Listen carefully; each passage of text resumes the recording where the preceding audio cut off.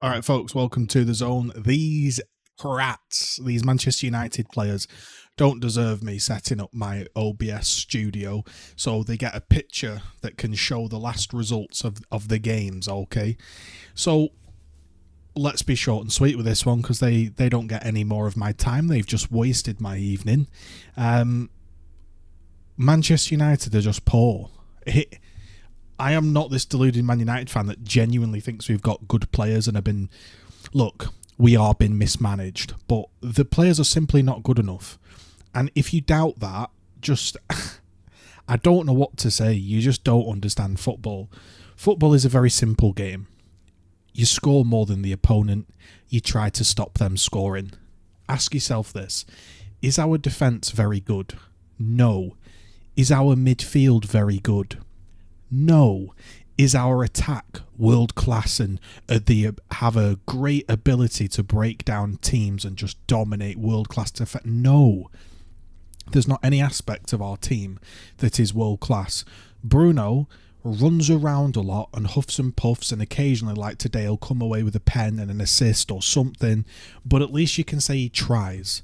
And that's all you can say. Some of the players at least try.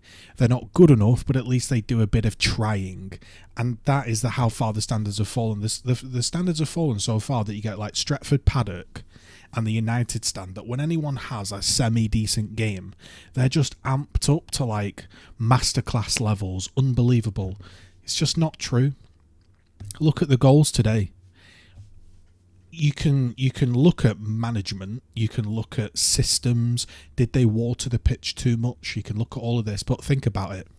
The shot that Solanke shoots should not go in. Every time it's a low hard shot on target, Onana is struggling. Both goals, low hard shots on target, go in. Now, forget all the other capitulation. If Onana saves those two shots, we win the game. If you ignore the horrific, management, if the players actually pass the ball to each other and actually create an attack, we win the game. But the problem is there's too many of these things happening, too many poor performances because they're poor players. That's the reality. If you have average players, there might be one day where they're all on song and you win and you play brilliantly. But more often than not, you're going to get a list of results like this where you lose to Fulham, you lose to Man City, you beat Everton, who had about 600 shots and should have won the game. You draw to Brentford, which should have probably been a loss. You lose to Chelsea. You draw to Liverpool in a completely chaotic basketball game. And then you draw to Bournemouth, who realistically could have beaten you easily. You take the most shots of any team, I think, in recent memory, the most shots faced. We are being pummeled every single game.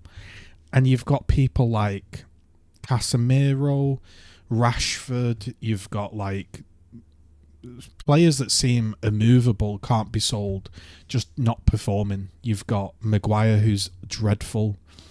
You've got Wan-Bissaka, who's not a left back. Dalot, who's barely a right back. Oh, but he's player of the season.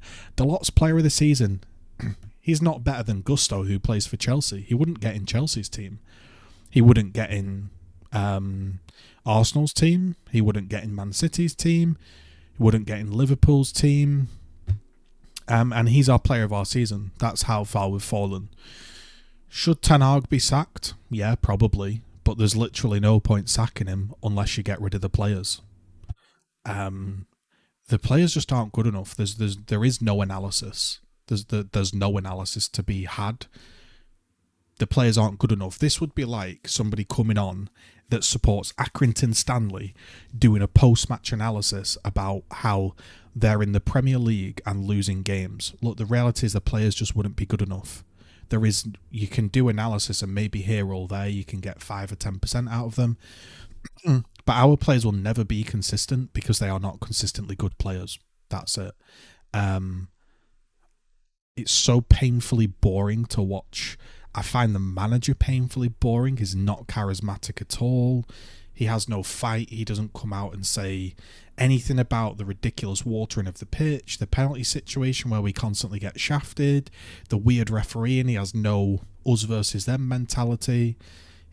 I just don't gel with him at all, and I don't like most of the players, to be honest. So it's very difficult for me to like be up and G myself up to watch them when you genuinely don't like most of the players. You've got to make yourself likable, and obviously the first thing to make yourself likable is you try for the badge. That's the bare minimum. A lot of them don't even look like they're doing that. So just awful, man. Like, probably one of the worst seasons I've watched. Yeah, I would say in the 30 years of watching United, it's definitely up there as one of the worst seasons ever. Under Fergie, they all weren't this bad. Under Jose, under Ole, it wasn't this bad. Maybe it's comparable with the Ranić thing, but not good at all. Also, yeah, just the toxic positivity of people hyping mid players up. It just needs to stop, because these players aren't good. They don't deserve any hype.